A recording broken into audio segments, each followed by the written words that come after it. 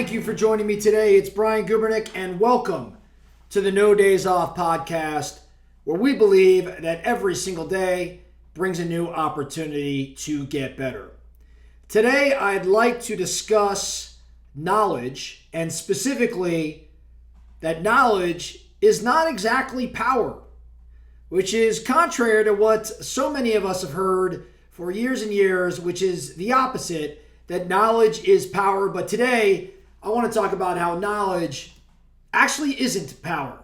Now, let's start by talking about the phrase knowledge is power. It's attributed to the philosopher, the scientist, Francis Bacon. And he wrote it in a piece of work, and he had said in that piece of work that knowledge itself is power. However, if you dig a little deeper, what you may find is that quote was taken a bit out of context.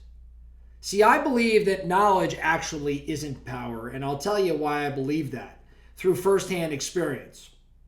Firsthand experience being that late last year, early this year, I realized when I was looking at my bookshelf how many books I've actually read but done nothing with.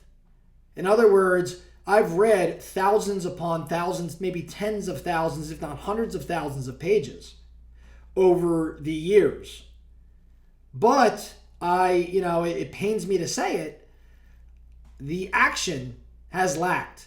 In other words, I haven't done anything with that knowledge. So I know it may sound a little silly to think about it this way, but I gained a ton of knowledge from reading and studying.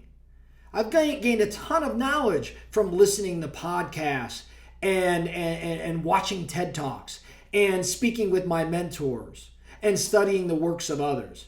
I've accumulated an awful lot of knowledge over my 44 years. But that doesn't actually equate to more power.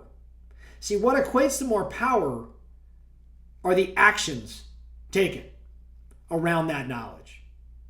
Maybe a better way to say this: the guy or girl that reads one chapter but takes action around that one chapter will always beat the guy or girl that reads 10 chapters and does nothing with that information.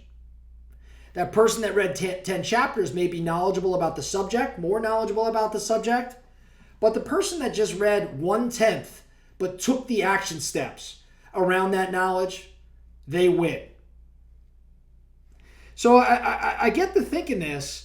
And along the same time, as I'm staring at my bookshelf, realizing how many books there are that I in fact read and didn't take action around, one of those books was a book written by a guy named Jim Quick, known as Limitless, which many of you may have read before. And as I was thumbing through that book, Jim actually talks about this idea that knowledge for knowledge's sake is somewhat pointless, but knowledge for doing's sake and actually taking the steps to do it, well, that's what matters.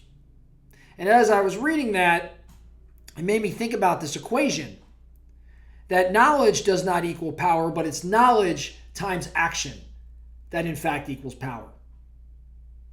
So I want to make today a little shorter, a little quicker, but I just want you thinking about all of the things that you've learned. Let's just look at the things you've learned over the past, say, 30 days. What have you learned? What have you read?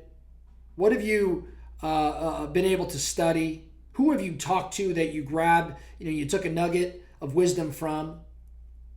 But you've yet to take action and implement. You've yet to take action and apply that knowledge. Where does that lie? Where does that live for you? And of course, how do you knock that off and take action today? How do you take this knowledge and put it to work for you today? That's the focusing question.